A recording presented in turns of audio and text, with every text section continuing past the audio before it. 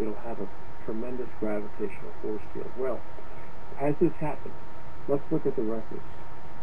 I'm going to pull this up on my computer. I had gone to my library, my county library, and photocopied the New York Times articles and Washington Post articles and an article from the U.S. News and World Report, the third largest news magazine in the United States.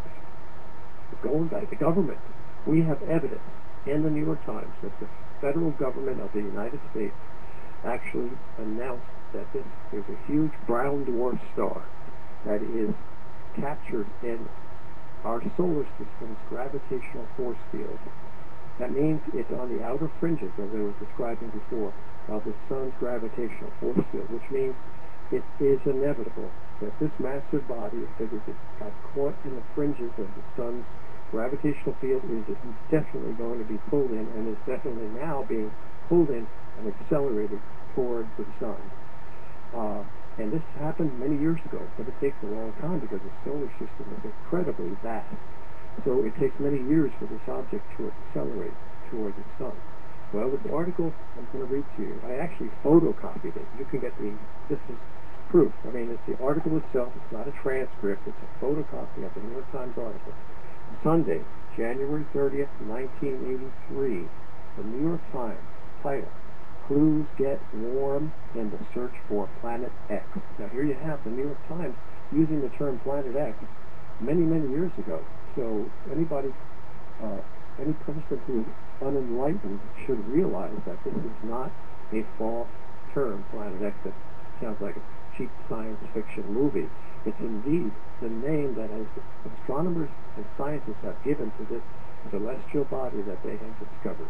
I'm going to read the article from the New York Times, Clues Get Warm in the Search for Planet X by John Noble Wilford. Quote, something out there beyond the farthest reaches of the known solar system seems to be tugging at Uranus and Neptune. Some gravitational force keeps perturbing the two giant planets, causing irregularities in their orbits.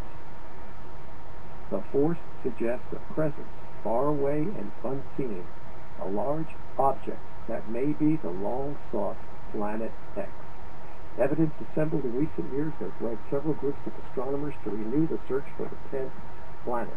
They are devoting more time to visual observations with a 200-inch telescope at Mount Palomar in California. They are tracking two Pioneer spacecraft, and incidentally, we now know that those two Pioneer spacecraft have indeed detected gravitational pull from Planet X, and that's why the two Pioneer spacecraft were sent up to go to the deepest reaches of our solar system and out into deep space, because one of them was sent out near where they calculated Planet X to be by its gravitational pull. So they sent up this Pioneer 10 spacecraft to see if the spacecraft would be pulled off of its trajectory by this unseen but felt gravitation force, and indeed it was felt. So they proved by the Pioneer spacecraft that it was there. I'll go back to the article. They're tracking two Pioneer spacecraft now approaching the orbit of distant Pluto. See if variations in their trajectories provide clues to the source of this mysterious force.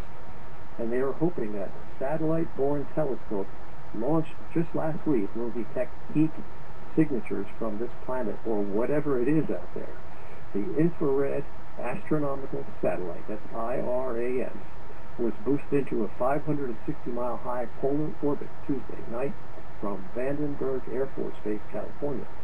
It's represents an $80 million venture by the United States, Britain, and the Netherlands. In the next 6 or 7 months, this telescope is expected to conduct a wide-ranging survey of nearly all the sky, detecting sources not of ordinary light, but of infrared radiation, which is invisible to the human eye and largely absorbed by the atmosphere. Scientists thus hope that the new telescope will chart thousands of infrared emitting objects that have gone undetected: stars, interstellar clouds, asteroids, and with any luck, this object that pulls at Uranus and Neptune. Well, anyway, I'll break off that article, and here we go. We're going to fast forward 11 months into the future, from January 30th, 1983 to December 30th, 1983. I've got the article right here. Washington Post. Again, I photocopied this article. So there's proof. It's not a transcript. It's the actual photocopy from my library archives. Washington Post, December 30th, 1983. Front page. Headline.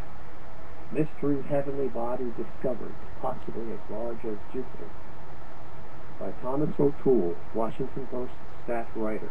Quote, a heavenly body, possibly as large as the giant planet Jupiter, and possibly so close to Earth that it would be part of this solar system, has been found in the direction of the constellation Orion by an orbiting telescope aboard the U.S. infrared astronomical satellite. So mysterious is the object that astronomers do not know if it is a planet, a giant comet, a nearby protostar. Now, a protostar would be a brown dwarf star, or a star that is beginning to form. A star that's into early formation stages. Now, I have a hard time. I have a hard time believing with the Hubble with the Hubble telescope out there, that they can't really identify it. I mean, why are they saying this? It's, well, you're right. You're right. I mean, this is part of the cover-up. Cover-up started from the National Security Administration, which is the head of all the spy agencies in the United States government, in our covert government, you should call it. Okay, John. My guest is John DiNardo, who has been doing all of the research on Planet X ever since, and I started covering the story of Planet X. So this brown dwarf star could be Planet X, or it could be still on its way. It's still, you know. Has anybody independently of NASA been able to identify this? And also, this would explain, I believe, that 10,000 years ago, 6,000 years ago, the pyramids and that type of structure was built to withstand exactly what you've been describing: a planetary crossing, a shift, a polar shift, a rotation shift. The sun used to rise in the west, didn't it, John? Right. In fact, that is a part of David J. Smith's command you just heard before the recording, where he cites ancient historical records from various civilizations, and these were from books written by scholars that he had referred to. He cited the books and the names of the authors. And he described how various civilizations have stated that the sun used to rise in the west and set in the east. It had changed its direction of rotation. Now, we can relate this to basic physics, and it's very useful to visualize a child's top. I hope people here are not too young to know what a spinning top is, because a lot of times, children don't get spinning tops anymore for Christmas. But you can visualize it like a gyroscope. It looks like an apple or a ball that spins at such a high speed, so that it remains erect and doesn't topple over. That's the principle of a gyroscope. Well, that's the way Earth is. Earth rotates at a speed that's fast enough to keep it erect. It's not perfect because there is a tilt to the Earth when its axis. We know that. But essentially, it's not, there is a wobble to Earth also. It's a slight wobble, but it's not a wobble that would be strong enough or accentuated enough to cause disasters. John, if the government is aware that this is coming, that this is going to happen, and it's probably going, all of the predictions, all the signs are it's happening now and it's happening this year. We've had an increase in earthquakes, we've had an increase in volcanoes, we've got an increase in but they have spent a lot of money in a lot of countries building underground shelters, underground cities, and that's so an elite few can survive, and the other a few billion people can be just taken out. That's right. And they'll tell you, and it's true, that the underground cities also are prepared for another emergency, and that is nuclear war. But they started building these underground cities. They've got, according to Phil Schneider, who was murdered. This man, this information was so tightly secretive that they actually murdered a courageous, patriotic man, Philip Schneider, who was a high-level geologist working for the U.S. government and excavating these underground cities. And he began to give speeches about the existence of these underground cities. Well, according to Phil Schneider, there were 129 underground cities all over the world, and that is as of about 15 years ago. And many of them are very deep, they're huge, they've taken billions and trillions of dollars from our tax money to build these underground cities. And other countries have done the same. Russia, even the Vatican, I've heard that the Vatican has an underground city in the Italian Alps. And of course you would expect it to be underneath a mountain, just as one of the major underground cities in the United States is under a mountain. Cheyenne, in the bowels of Cheyenne Mountain in Colorado, near Denver, I believe. And even under the Denver airport, there is some kind of underground city. The airport was built far from the city. There seems to be no reason why, from what Governor Jesse Ventura has mentioned, there seems to be no reason why they would have constructed this Denver airport so far away from the major city. But they went through it, and they had a true TV special with Jesse Ventura, Conspiracy Theory, about 2 years ago. I put it on high-quality DVD. I have it recorded. And you can get it all over YouTube. Just go to YouTube, type in Jesse Ventura Apocalypse 2012. Well, he shows these huge rectangular-shaped tunnels, concrete tunnel conduit.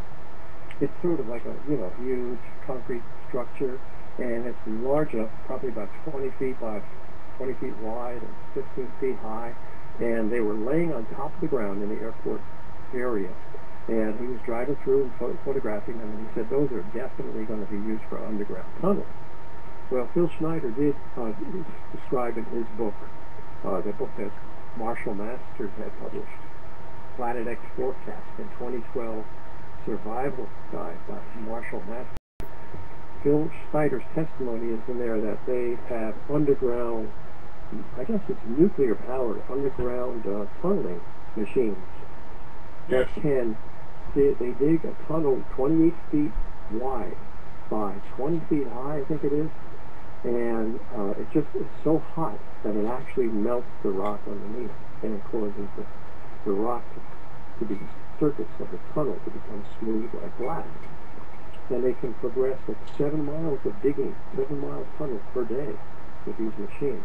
And many of these tunnels are interconnected. Well, the bottom line is they're going underground. They know all about it. Jesse Ventura and his producer, Michael Braverman, spoke to the chief of security, Colonel Wynn, down underneath the Cheyenne Mountain. And he asked Colonel Wynn, when the disasters occur on Earth and the people of Colorado start streaming down to go underground for protection, will they be able to get into this underground city? And Colonel Wynn replied, when those steel blast doors are closed, you can knock all day long. They're not getting in. And he has highly trained military personnel there to protect that city at whatever cost, even if it means shooting Americans who may be trying to get in. Well, there's the story of what the elite are doing.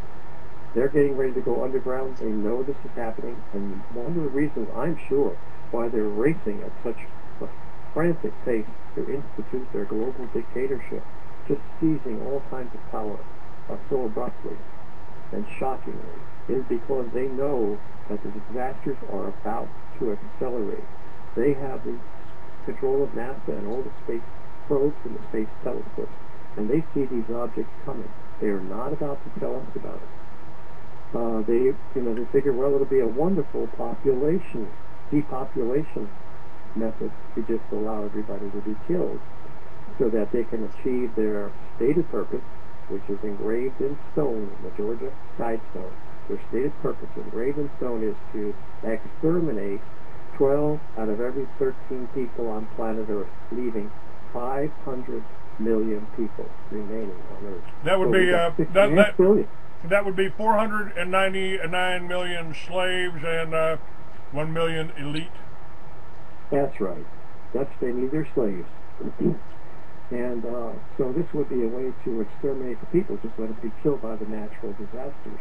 And the major disasters that I see coming, well, there's windstorms, which are just horrific. I mean, super tornadoes we're seeing super hurricanes, super straight line windstorms, and but the major threat that I see coming very soon, and we could all see it, it's not only me, it's the government that has stated it, the National Academy of Sciences, which is the most esteemed scientific organization in the government of the United States. The National Academy of Sciences claims that the solar excitation, solar flares, and coronal mass ejections in 2012 and 2013 will be tremendous, so strong that they will take out the power grids, so that will be the entire globe, or much of the globe, will be without power. But what also happens with these tremendous solar storms, which are not only heat intensified, but also electric particles are blasted from the sun toward the earth, people will be burned, singed, and also afflicted by X-rays emitted by the sun. So there's all kinds of radiation, X-radiation, there's heat, infrared, everything is going to cause tremendous death and destruction to people living on the surface when these solar flares occur. But the very first thing is that probably, the least of it will be the destruction of the power grids, according to the National Academy of Sciences. And this has happened already, so we can look back in history and say, wow, this is no longer theoretical. This has actually happened in 1859. Fortunately, all they had back in 1859 were telegraph wires. And they got burnt from tremendous solar activity back then, but now we've got such a sensitive electronic and power infrastructure that everything will be destroyed, including the equipment that's connected to the power line. And the computer systems will be damaged. And as we all know, you don't get food in your supermarket anymore without a complex network of computers and delivery systems and all that. Well, when the computer systems go down, you don't have anything really. You don't have food production, you don't have food distribution, and then the earthquakes which are occurring, and look at the destruction or the breakup of the nation's thoroughfares and highways as a result of these storms. Now, as a result of the tornadoes, you can't get through with all the debris. Edgar Casey told us that we would have an inland sea where the Mississippi River is. Yeah, Edgar Casey, he was not a guy who consciously dreamed up these ideas. He would go into a trance, and mainly his purpose was not even to foretell the future of the earth. His purpose was to heal people. And he indeed has records that are at the archives at the Association for Research and Enlightenment in Virginia Beach, Virginia. It's an entire library that has records of his healings. He would go into a trance, and without ever seeing the patient, who lived many miles away most of the time, he would, in an unconscious state, describe what was wrong with the person and what could be used to heal them. And there were doctors going to Edgar Casey to get diagnoses of their patients. That's how reliable he was. And his son, Hugh Lynn Casey, said they would have trucks coming to Casey's house when he was a boy. Hugh Lynn Casey would see these trucks coming in with mail loaded, and people were begging him for readings, what he called unconscious psychic readings, as to the cure for some ailment that these letter writers had. What did he say about the coming disaster or Planet X or this inland sea? Well, what did he have to say about that? Well, in his readings, these ideas would come, and I know they're from a supernatural power. We all know they're supernatural, these messages from God. What they said was, some of the things that flipped out in some of his medical readings were that, quote, the greater portion of Japan must go into the sea.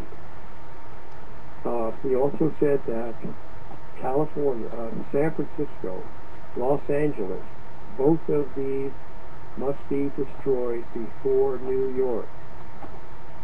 So he's saying all three of those cities will be destroyed by cataclysms. He said what is now the coastland of many a nation will become the bed of the ocean. What else did he say? He said that when you see, and this is a very important thing for people to remember, because if you live on the West Coast, you need to remember this and look into it and keep your eyes open.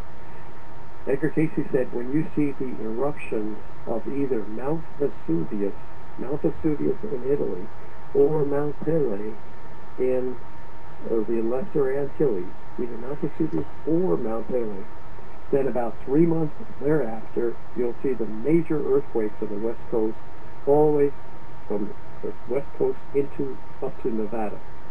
Huge megaquakes. So watch for those eruptions of either Mount Vesuvius or Mount Pelée, P-E-L-E-E. Where's that located? Where's Pelée located? Well, Pelée is on, I believe, on one of the islands in the Lesser Antilles, which is like north of the eastern shoulder of South America. There's a chain of islands that runs north and south called the Lesser Antilles. And I think it might be in St. Lucia, or one of those islands. But you could look up P-E-L-E-E, now Pelée. And I'm watching myself. I got to remember to keep watching for those eruptions. Oh, and I'm going to tell you something else. You know, it's amazing. When you're a scientist, and I always had this belief in science and never strayed from the real physical world to the supernatural, because I never believed that there could be anything supernatural when I was, younger. Well, I've seen so much evidence now to prove that supernatural prophecies indeed exist, and they are accurate. Not only in the Bible, where they prophesy things that are happening today, but also by men like the Hopi Indians and psychics throughout the world. Nostradamus predicted that there would be a pole shift, that the earth would actually rotate vertically. And God predicted this in the book of Isaiah around 550 BC, in Isaiah chapter 24. And if you look at, I'm going to give you the exact Hebrew to English definition, which was butchered by the King James translators. And I'm just going to give you verse 20, Isaiah chapter 24, verse 20. The earth shall reel to and fro like a drunkard, and shall nod like a hammock, and it shall fall and not rise again. Well, you put a globe, take a model globe of the earth and put it into the bed of your backyard hammock, and then pull the hammock back and get it ready to swing. You can visualize what would happen to the globe when the hammock is in a state of equilibrium in the center. The North Pole is pointing upward. But when you pull the hammock back to allow it to swing, then the North Pole rotates vertically downward, so that the North Pole goes where the equator is, and the equator goes where the South Pole and North Pole are. And that's what the Bible is saying, that the earth will nod. A nod is always a vertical rotation, like you nod your head to indicate yes, not a horizontal rotation. So that's very clear what the Bible says. There'll be a vertical pole shift. Now, this is also stated by Nostradamus, who didn't even know about the Bible. He predicted this in his quatrains, and then you have Edgar Casey, of course. Oh, it's one of his major quotes. Edgar Casey said that the poles of the earth will shift such that what was once the tropical zone will become the more frigid zone. So what does that mean? Well, the only way to make a tropical zone become frigid is to rotate the earth vertically so that, let's say, Ecuador goes to the North Pole. And the North Pole goes down to where to the tropicals there. John, So isn't they haven't the poles already shifted? Haven't they found a little bit of a movement from the poles? That the North Pole has actually shifted a few miles. Well, you have to distinguish between the two kinds of poles. There's the geographic pole, and then there's the magnetic pole. The magnetic pole of the Earth, first of all, has indeed shifted tremendously, 50 miles, as you say, in just a few years. And the scientists tell us that this is a very dramatic and abnormal shift of the Earth's magnetic poles. In fact, the shift has caused problems with aviation. And if you look it up, you'll find out. You should be finding even more and more news articles on the internet about aviation problems, navigation problems, due to the shifting of the poles. And I spoke with a guy who worked at, I'll get back to the geographical shift in a minute, but I spoke to a guy and he was in this kind of field, and I still have his number, but he told me that indeed in Alaska they're having trouble with aircraft flight, aircraft navigation, because of this magnetic anomalies that are occurring with the Earth's magnetic field. And you're right, the magnetic field of the Earth is getting screwed up. Also, if you look at the jet stream, go to the Weather Channel or go on the internet and look for the jet stream that is depicted wrapping around the Earth and going over the United States on the weather maps. That's a very important type of display to watch on a daily basis. I've been watching it videotaping it now ever since 2004, and I've seen the jet stream go from what used to be, now we're going back several decades, what used to be a very smooth horizontal line, which is called the jet stream, and that's where the fronts come down from Canada. Above this line, which is basically it's a wind kind of a stream high up in the atmosphere, and above that line of wind, normally the cold air stays there up in Canada, and south of that line, that jet stream line, the warm air remains. So everything is fine. You have moderate days without a lot of moderate temperatures, without any kind of extreme abnormality or turbulence in the atmosphere. But when a jet stream goes from what used to be a horizontal line, and you can visualize it as sort of like a line that would demarcate the U.S.-Canadian border, so to speak. Okay, that's what the jet stream used to look like about 30 years ago. Today, it looks like a capital W. Now, from 2004 to 2009, the jet stream looked like a capital W on the Weather Channel. The peak of the W was up a little bit above the U.S.-Canadian border, and the trough of the W was somewhere down in Arizona, at that latitude, Texas, Louisiana, that latitude. And the jet stream would roll from west to east, from they call it Discover what's really going on in the world. Okay, hold on a second here. Mainstream media won't tell you. All right. Okay. Well, now that W has gotten more accentuated huge, and it's becoming very worrisome. But getting back to the geographic pole shift, that's a different kind of pole shift, where the crust of the Earth actually rotates. The Earth itself rotates, and that causes global destruction. That has not happened yet. Now, the wobbling seems to have increased some more. I'm not sure. I have to do more research. I believe the wobbling of the Earth, and they call it the Chandler wobble, C-H-A-N-D-L-E-R, wobble. We have to go to the internet and check the latest undulations of the Chandler wobble to see if the Earth indeed is